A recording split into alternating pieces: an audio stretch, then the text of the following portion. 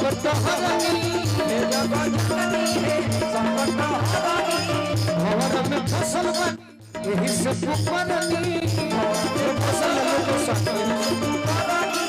बुझाया बेटा के लचरिया हो लचरिया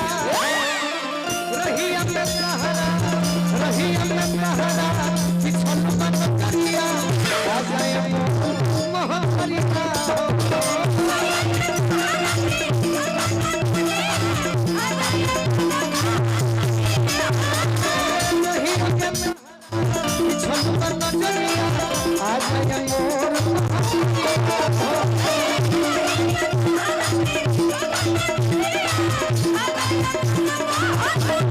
अभी अभी हमरा के आशीर्वाद मिले वाली बड़े भैया जरा चलते सब कलाकार के आगमन भइल बा। हमार भाई चंदन भाई ज्ञानी गौतम प्रियंका तिवारी जी प्रियंका सिंह जी काव्या कृष्णमूर्ति जी जितना लोग आई बा ये हमारा अरविंद भैया के प्यार आशीर्वाद सहयोग के बल पर आई बा।